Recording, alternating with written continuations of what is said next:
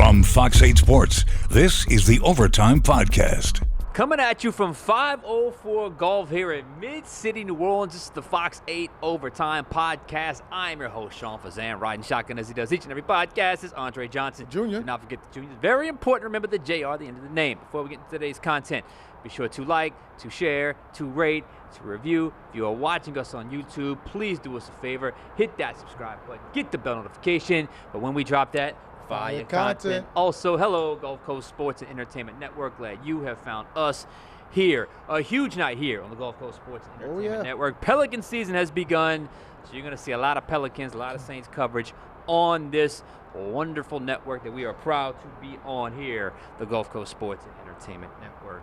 Andre, it is Wednesday. You might be wondering, where are you guys? We're right next door from the Gulf Coast studios. We are at 504 Golf, new partnership here with the Fox 8 Overtime Podcast. We are glad to be here. Look at this gorgeous day. Look at the city skyline behind us.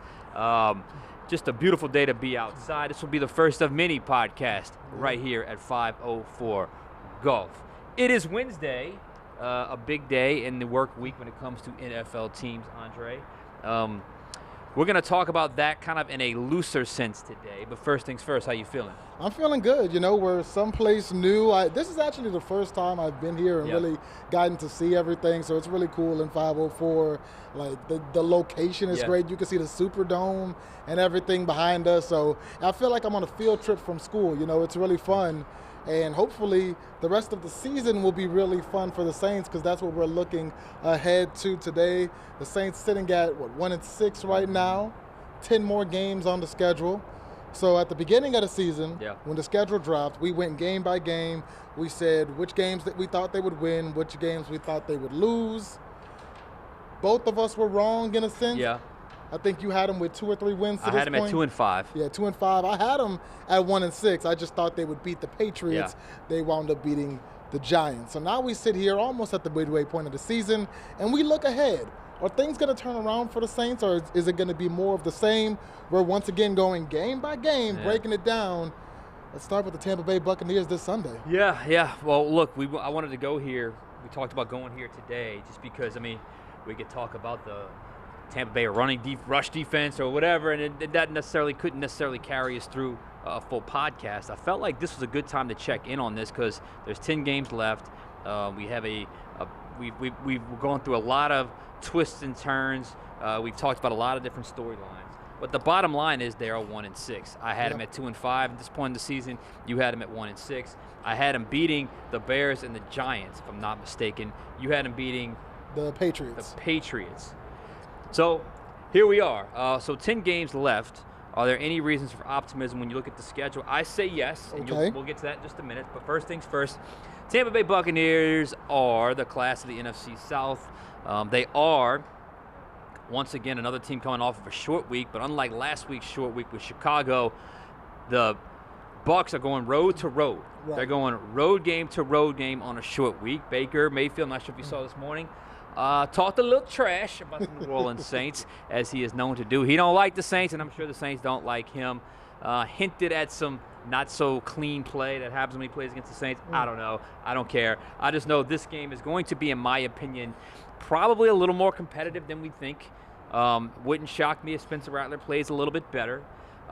Wouldn't shock me because the Bucs are severely banged up. They don't have Bucky Irving. They will not have Mike Evans. They will not have Chris Godwin. Todd Bowles announced. So they're banged up, as the Saints are. So I am looking at this as a competitive, light type game. A game we've become accustomed to here in New Orleans. But in the end, especially this season, I think the Bucs are too strong. But we're going to chalk this one up to a competitive loss for the Saints against Tampa Bay this weekend. What say you? I'm right there with you. I think Tampa Bay, with or without those guys, they've been playing relatively well until last week where they kind of had a hiccup against Detroit on Monday Night Football. But, Baker Mayfield is going to be in the MVP conversation. He is. The way he's playing. Baker Mayfield, you could argue, is a top 5 quarterback in this league at this point, the way he's been playing. So that's going to be a tough team. And even though they don't have Bucky Irving, Rachaad White has done a pretty good job Yes. filling in, especially, when it comes to being in the passing game. And the Saints defense, they're a defense that has struggled for some reason only in the first half. They're great in the second half, Yeah. but in the first half of games, they're allowing 20 points a game. They just allowed another 20 last week. That's by far the worst in the NFL. So I'm looking at it somewhere like a 27-19, one possession, maybe a two-possession game. Tampa gets the win. Yeah, I look at it probably similar to Buffalo game, where it was competitive, and I could see Tampa Bay kind of pulling away late. So you said 27-19. I'll say something like, somewhere in that name, like 30-20 or 28-17, something like that in that neighborhood. But I do think Tampa Bay pulls away, and the Saints fall to 1-7 at what used to be the midway point of the season. What's next? Up next, the good news is we're going on the road. The bad news is it's Los Angeles to take on the LA Rams, sitting at 5-2 right now. So far this season. Do they pick up an upset against the Rams? No, no. Well, look. I say this because when you watch him play, you can kind of see sometimes it's almost like he hasn't been injured, but it almost feels like an injury is about to happen. That being Matt Stafford, their quarterback, is just at that point in his career where every hit you kind of, is he going to be able to get up from that? But if he plays, and we have no reason to think he won't right now, I think this is a very difficult road trip. And look, there are 3 bad games this season. There are 3 bad losses if you just do it purely numerically with the points. We're all on the road. It will not get any easier against the LA Rams. They're another 5-2 team. Coincidentally, the top 7 teams in the NFC are all 5-2 right now. So the Saints go to LA, probably have a poor showing. I am not predicting a victory in this game. They haven't really done much on the road to instill any confidence. Their best, most competitive losses have all been at home. So I think this is pretty – I'm not going to complicate this one. Unless there's a major injury, I don't see it. I think the Saints get the win. I mean, Saints lose to LA Rams. I mean, there might be a major injury because so far Puka Nacua, their star wide receiver, has been out. But honestly, I don't know if that makes a difference because I don't know if you can cover Devontae Adams. Yeah. And once again, this is in 2 weeks, so Puka Nacua may be back, and trying to guard Puka Nacua and Devontae Adams, that's a chore for any defense, especially a Saints secondary full of young players. I mean, you're relying on Kool-Aid McKinstry, who's been up and down. Quincy Riley, who had a pick last game. We've seen him pop, but he still had some rookie moments. Same with Jonas Sanker, who's been really good, but still a rookie. Yeah. That's a tough group of wide receivers to guard. And they've got Kyron Williams in L.A. against a defense that has struggled to stop the run. You saw what DeAndre Swift did to him last week. You saw what James Cook did to him when they played Buffalo, So I just think the LA Rams is going to be a bit much for the Saints. It's a mismatch on paper, on the field. I think that could be a big win for the Rams. Yeah, I think that could be a big win as well. So we'll see how that one goes in a couple of weeks. What's next? 1-8, that would drop the Saints too. But then they play another divisional team in the NFC South, a team that many would see as beatable potentially, the Carolina Panthers, who may or may not have Bryce Young because Bryce Young suffered an injury last year. It's still waiting to be seen exactly how long he'll be out. We know he's not playing this week. It'll be former Saint Andy Dalton. So whether it's Andy Dalton, Bryce Young, Saints got to go to Carolina. Do they pick up the win?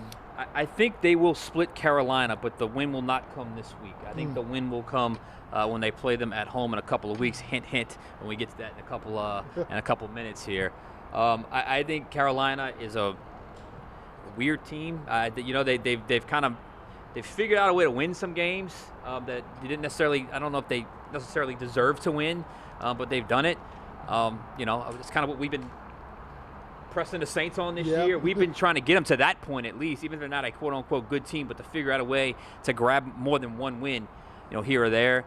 Last year this was the game that sent DA on his way. It was such a horrible game. It was the first game Derek Carr was back, but you could tell he was rusty. If you look at it, I think you'd almost, if you're the Saints, rather face Bryce Young at times. Andy Dalton is a veteran that can make good decisions. And Bryce Young has been up and down. He had some moments of improvement last year, but it just feels like he's been a little bit up and down this year. So, but in saying all that, it's another trip on the road. They have not played well on the road this year. So I think they head into the bye week with a disappointing loss because this will feel like a winnable game, but I don't think they get the job done in Carolina. Yeah, the Panthers, against all odds right now, are sitting at 4-3, which I think is their best record since 2021, the first time they were sitting over 500, and their 3 wins. I mean, they're on a streak coming against the Miami Dolphins, who we know is a bad team and a bad defense. Rico Dowdle goes for 200 yards. Yeah. They go against the Dallas Cowboys. Once again, backup running back Rico Dowdle goes for 200 yards. They can't get that kind of offensive production against the Jets, but in a game that wound up getting Justin Fields benched, and Tyrod Taylor comes into play, the defense locks down, and J.C. Horn looks like a guy who got top money, over the offseason. So I think the Carolina Panthers are a tricky team, and it goes back to the Saints' ability to stop the run. The Panthers are a team that want to rely on the run, because even with Chuba Hubbard back, now they've got that 1-2 punch. They've got Rico Dowdle, who he didn't go for 200 last week, but he went for 80, and it was an efficient 80. We know that Chuba Hubbard can really gash a team on the ground when he gets going. That's a tough team to stop. That defense is underrated, and we saw that last week, even though it was only against the Jets. It's not like the Saints' offense is head and shoulders better than New York's, So whether it's Bryce Young, whether it's Andy Dalton, I lean the Panthers there, because the Panthers are also going to be at home in that game. So that would drop the Saints to 1-9. They go into their bye week, week 11, which is a pretty good time for a bye week. Can't lose that week. You'll be able to rest, recoup, refresh, and then get back for week 12, where they come back at home in that building right behind us against the Atlanta Falcons. All right, Andre. Here it is. This is my first upset I am predicting. I am predicting out of the bye against Atlanta, a young quarterback, Michael Penix, who does some good things but also makes some mistakes. This is the first upset I'm predicting this season. I think the Saints win this game. There's going to be emotion. I think there's a chance this game is when Tyler Shuck makes his debut. And we could have done a whole podcast on that in terms of if that even matters in terms of the opponent, but I think there's a chance this could be his first game, which always could provide a little bit of a juice, a little bit of energy, but it could also, it can backfire on you as well. But you're always going to win when you're not supposed to. You always lose one or two you're not supposed to, but there's always one or two games you win that you're not supposed to. And for me, this is the game that I circle for the Saints. They're at home, coming out of the bye week against a team in Atlanta that's okay, but I think they're not a perfect team by any means. So I'm going with victory number 2. It will come week 12 at home against the Atlanta Falcons. What say you? It kind of gives me deja vu because if I remember right, last year the Saints were on a losing streak. Mm-hmm. They played the Atlanta Falcons. It was the first game that Darren Rizzi was the head coach. Yes. And they pulled off the upset in that building behind us, 20-17, if I remember correctly. Yes. I think we can see history repeat ourselves because you mentioned Tyler Shuck. Yep. Whether you're Rat Pack, whether you're Shuck Squad, no matter what you are, as football fans, we can look at the game and say, if the Saints, everything goes as predicted, and they're 1-9, and you're going into a bye week that has rookie backup quarterback is starting out of that bye written all over it. So I think that bye week will serve kind of as a reset for the Saints. If it is Tyler Shuck getting his first start, it's not going to be him, trying to overcome a short week, dealing with, 4 days of practice or whatever it is. He's got an entire 2 weeks to lock in on the Falcons and get ready for that team. And once again, the Falcons, they have one of the best running backs in football, but like you said, Michael Penix, he's up and he's down. We know how intense this Saints-Falcons rivalry gets, so much so that sometimes you got to throw logic out the window. I think the Saints break the streak against Atlanta. They get the win in the Dome and start to build a little momentum. Get fans cheering about something because it's been a while. All right, that will put them at 2-9. 2-9. Up next, head back on the road to face the Miami Dolphins, a team that's in complete disarray. All right, Andre, I had an outcome, then I scratched it out because I went back and forth. Sometimes a mid-season coaching change can provide a little bit of life to a team. I don't know when that's going to come from Miami, if at all. Oh, it looks like it's coming soon. I'm not confident about this. I put loss here because I felt like Miami could potentially have a new coach. And when that happens, we saw it last year. There is that interim bump. There is that interim juice that is given. Miami is not a good football team right now. It looks like they don't care. They look like they don't want to be there. Their current head coach, leads the NFL in press conference. Like there's a weird vibe around that team. There's clearly there's a fraud feel to it just because they're all glitz and glam on Miami, but they can't do anything on the football field. Quarterbacks calling out teammates and all kind of stuff. But, so you say, why didn't you pick the win? Because I think by the time this rolls around, this would be, late November, early December, I think they could have a little bit more stability with an interim head coach at that point.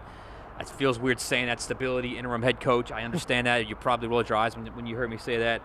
And I am not confident. In fact, I wish I could switch it back. But I got it as a loss right now. What about you? This is the first time our paths diverge. Okay. I'm actually picking a winning streak for the Saints because when you look at the Miami Dolphins, their defense is horrible. Their offense is horrible. You could bring in a new coach, but you can't really bring in that many new players. Mm-hmm. And at the end of the day, that's really been the problem. Tua, a guy who once looked like, he was bright and had a lot of potential and could potentially take over this league. He led the league in passing not too long ago. Yeah. He's looked unplayable, and I think got benched last week for yours. I think back to the game against the Giants, 5 takeaways. If there's any quarterback in the league that you could get 3, 4, 5 takeaways against, it's that guy, Tua Tagovailoa in Miami. So I think the defense carries the Saints through that span, whether it's Rattler, whether it's Shuck. I don't think they have to do very much that day because, number one, Dolphins' defense is not great. Number two, I don't have much faith in their offense. I think the Saints, coming off a win, an emotional win, at home in the Dome, if it goes as we predicted, beating the Falcons, I think they keep the momentum going, pick up another win.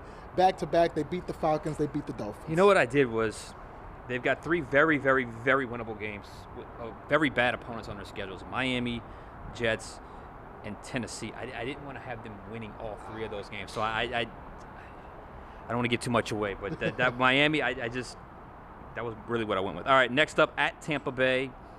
I got this as a loss. It's always had weird games out in Tampa Bay. I go to Tampa every year. It's one of my favorite cities.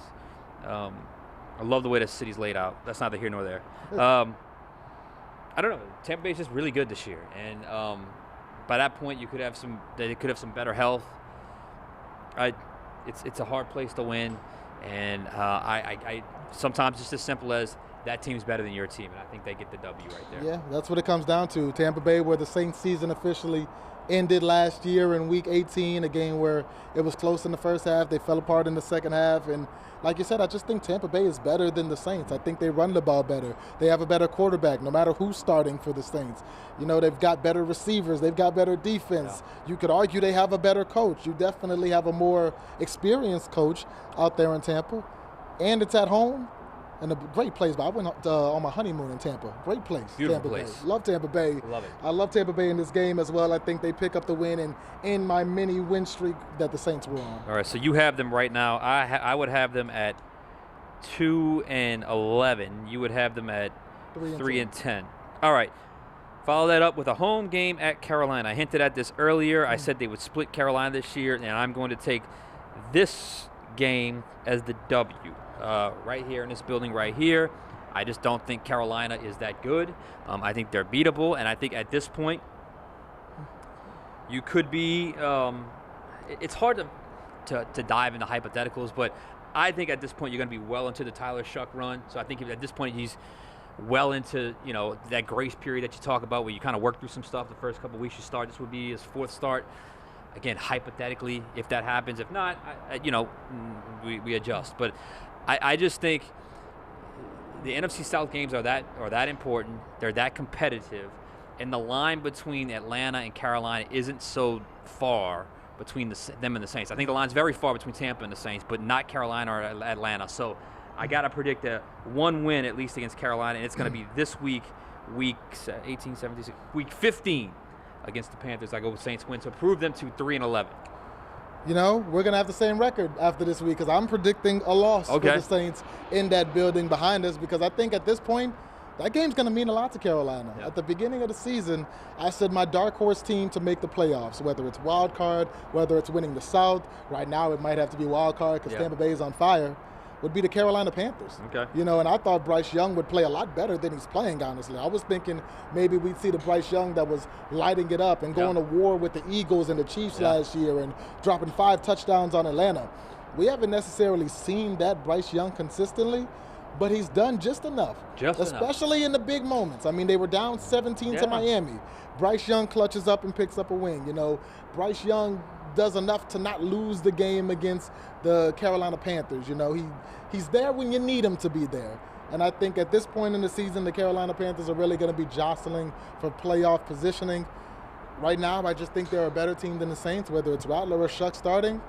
I take the Carolina Panthers to steal a win in the Dome. So 3-11, 3-11. Yeah. Up next, New York Jets at home. And it's real hard to lose Jets to the the worst Jets. team in the NFL, to the point where you could potentially see a one and done with Aaron Glenn, even though he's a hero for the Jets.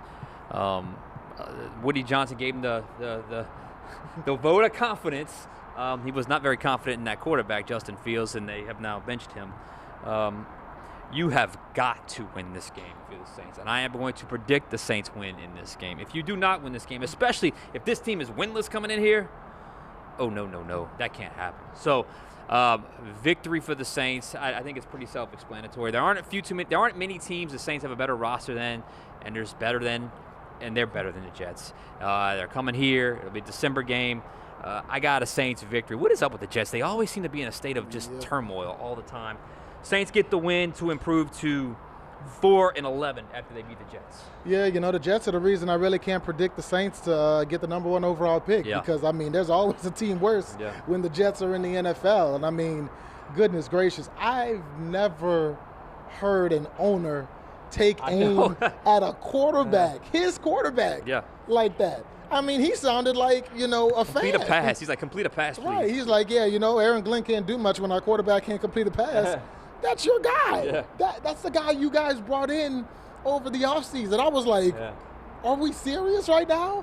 I felt bad for Justin. But, you know, whether it's Justin Fields, Tyrod Taylor, I don't think the Jets are a better team than the Saints. I think the Saints, once again, at home in the Dome, can pull that game out. Now, I will say, that's after the trade deadline. Maybe the Jets make a move to, you know, acquire another quarterback. We're seeing in Cincinnati what a change in quarterback can do for a team. Cincinnati just, you know, picking up a big win over the Pittsburgh Steelers with Joe Flacco at quarterback. So a lot can change between here and there. But as I'm looking at these two teams today, I don't think the Saints are very good, but I think the Jets are very bad. And that's what it comes down to. Give me the Saints over the Jets, 4-11. 4-11. All right. The couple days after Christmas, they travel, another one of my favorite cities, to Nashville to face the Tennessee Titans. Love Nashville. I'm sure you guys love it too. It's a great city. It's a great city. They play the Titans. For as great as of a city as it is, that's how poor their team is that represents the city of Nashville, the state of Tennessee. It's been a struggle for Cam Ward. You don't give up on him. Obviously, it's his first year. But it's just not been good. The one win they got was one of the flukiest wins I have ever seen. I mean, ever seen. And I don't know how the rest of their season's going to go. But when the Saints have to go there, I think they go, and they are able to do enough to earn their first road win of the season. It only took them, It's going to be weird. Holiday weeks are always tricky, and it's even trickier for the road team because you got to handle the Christmas and all that, and the practice schedules and everything else. And the Saints have a lot of young coaches who have a lot of young families, and who knows how they handle it. But I think these are two teams that obviously are struggling, and this is a very winnable game. And I think at least once when they get away from New Orleans, they're going to come home with a victory. And I think it's going to be this week against the Tennessee Titans, which means I have the Saints winning 3 straight games in December, and that's what all the talk is going to be in the offseason. The 3-game win streak in December heading into the offseason for momentum. We'll see how that looks. But I got to go on 5-11 with a victory over Tennessee. And I'm sure the fans like that a lot, which means they are not going to like what I have to say. I think if we caught the Cam Ward that played in Week 7, the Saints pick up that win. But I think the Cam Ward you see in Week 17 might be different. Is going to be a little different than the Cam Ward you see in Week 7. Right now, he's still taking his bumps and his bruises. You see him make really good throws, really nice plays, but he's still trying to figure this thing out. He's a rookie. By Week 17, I think he would have taken those bumps. He would have taken those bruises. I think he'll be better off by then. I think Tyjae Spears, a guy who the city knows very well, former Tulane star that I wish was wearing black and gold, but that's a topic for a different day. Tyjae Spears is really starting to work his way into that lineup slowly but surely. I think by week 17 in a season where they probably don't have many wins, Tyjae Spears will be getting a lot more action, you know? So I think that Cam Ward by then, Tyjae Spears by then, that Titans team by then, they won't be good, but I think they'll be good enough to pick up a win against the Saints team. So I got them losing to the Titans. So you got them losing. So we each see those three very, very, very beatable opponents, and we each went 2 out of 3. But mine was Miami with the loss. Yours is Tennessee with the loss? Yeah. Is that correct? So you have them at 4-12 at that point? 4-12. All right, they close out with a trip to the ATL. Not a fan of that city. It's a lot of traffic. Go there every year. I do like that it's a very quick flight in and out. A lot of flights back and forth between the world and Atlanta. That's always a good thing for travel. But I have the Saints closing their season out with a loss. Similar to last year, they split with Atlanta. They take the home game. They lose the road game. I don't know if this game's going to matter to Atlanta. It's the only thing that's going to matter for the Saints is where they end up with the draft pick at this point.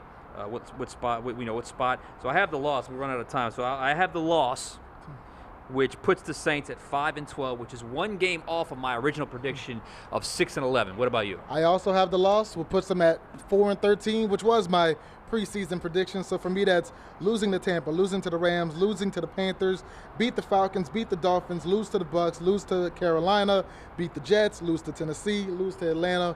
4-13 season for the Saints. All right, I'll run mine down. Lose to Tampa, lose to LA, lose to Carolina, at Carolina, bye week, beat Atlanta, lose to Miami, lose to Tampa, beat Carolina at home, beat New York at home, beat Tennessee on the road, and close things out with a loss to Atlanta. I'm the optimistic one, folks. I'm glass half full here. He's glass half empty. Mr. 4-13. I'm 5-12. So, although maybe if you're a Saints fan, you probably want the 4-13 to get the better draft I'm about pick. to say my glass might be a little, more preferable. All right, we gotta get out of here. Thank you to 504 Golf for Andre Johnson Jr. I'm Sean Fazende. We'll catch you guys next time on Overtime.